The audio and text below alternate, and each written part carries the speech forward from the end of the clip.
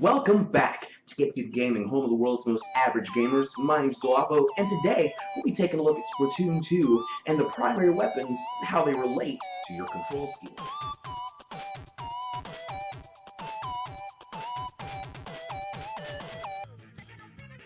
So you might be thinking, well, Dolapo, everyone knows that motion controls are the only way to go, man. No, this could be farther from the truth. In fact, it's all just a matter of preference. Everybody knows we've all been splatted by someone who's probably playing the other scheme anyways. I also don't think that we should badger anyone for wanting to play the way that's most comfortable for them.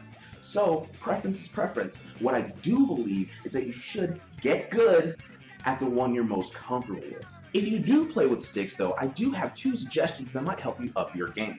And some of these things can actually be applied to motion controls as well. Number one, play with higher sensitivities. A lot of high-level Call of Duty and other shooter players have this tip to share, okay? First, go into test with your favorite weapon. Then, turn the sensitivity all the way up.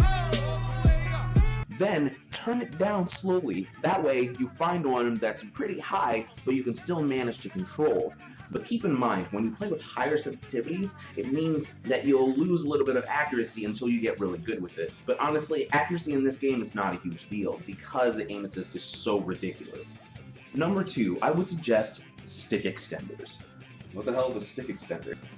It's one of these little bad boys. Honestly, for me, the sticks on the Joy-Con are entirely too short. I mean, really, really short. Like Kevin Hart short.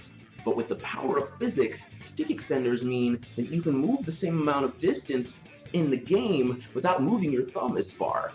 On their website, Control Freak has a great video on this. I'm going to leave it in the description below. Just check it out. I think you'll be pleasantly surprised. Honestly, I bought them solely because of the video that they did, and I went out to GameStop and I went and purchased them. They're not too bad. I think a pair of these will run you about $15, and they come in different heights, so you'll be able to pick one out that's most comfortable for you.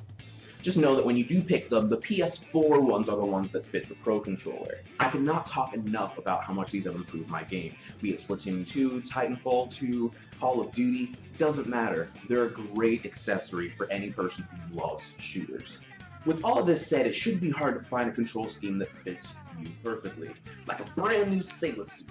What is this? Am I Squid? Am I Kid? Am I Popeye? The fucking Sailor Man! Okay, now that you've got controls, what does that mean as far as weapons go? So you'll see, like in many other shooters, Splatoon 2 has characteristics that follow certain types of guns throughout the game. So opposed to other types of weapons like sniper rifles and light machine guns, they possess a higher fire rate, and sometimes that sacrifices accuracy. A higher fire rate can lead to a higher hip-fire spread. That's that little box around your reticle. The bigger the box around your reticle, the more the ink is going to spread around. That means that your shot's going to be a little less accurate than you'd like them to be. Guns with higher hip-fire spreads are like the NZAP 85 and the Aero Spray. Guns like the Splattershot Pro and the 85 gal have lower fire rates, which means more accurate shots. It works like this because with real guns, higher fire rates usually mean a higher recoil, which means your gun is less easily controlled. That's why guns like sniper rifles or chargers have the best accuracy in every game. It's simply because it's just one shot at a time. This all culminates into my reason why I don't believe that chargers have a place in turf war. This also goes for blasters as well. Rank battle? Forget about it. Those guns are perfect there because you are protecting a single finite area where the object is not necessarily to cover the most turf. None of these really apply to rollers in any capacity. I mean, I used to think of them as the shotguns of this game until they introduced the sloshers. Then I realized that those were more like the shotguns. Sloshers themselves are really great. I mean, it's like a 1-2 shot. The first shot traps them in the ink, then the second shot splats them. Perfect! But we do know that they're really slow, so accuracy is very important with the sloshers. I did a lot of experimentation, and I found myself on the turf war list higher up more often when I played with the SMG or assault rifle type guns. See, in Splatoon, low accuracy can actually be a good thing, because it means that your ink is spread out more fan-like as opposed to straight. When you spray more ink, obviously, you're going to end up higher up on the list.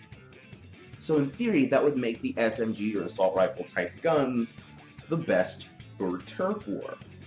But that's just a theory. Again, Fighting your opponent isn't the objective at all. Don't go picking fights when you don't need to, or I'm gonna send you to live with your auntie and uncle in Bel Air.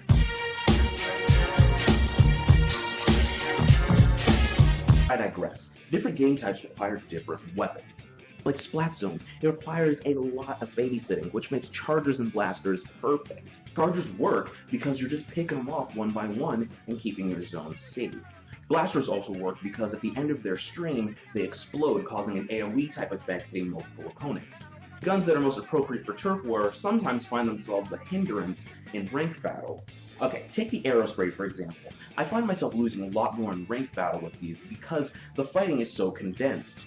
But this does mean that melee weapons thrive here. I'm talking about the paintbrush and the rollers. But in tower control, it's a different story, because the melee weapons oftentimes have a hard time reaching the top of the tower.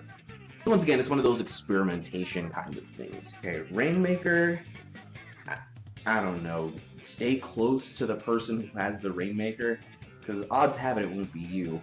There's still the same problem of the everyone's clustered at what zone kind of thing, so pay attention to where the Rainmaker is, but honestly, this one's kind of sort of a free-for-all when you think about it. I mean, I don't really get this mode. It's kind of like Golden Gun, but really weird, and there's no odd job. Now remember, practice makes perfect. Now go. Get good. Okay, so those are the game modes and guns and the explanation of how they intertwine. If we missed something, please leave it in the comments. If you have any suggestions for future videos, leave those too. If you like this video, please hit that like and subscribe button below. It really, really helps us out. If you want to catch some of our other videos, we'll be leaving them right here and here all over the place. Whatever.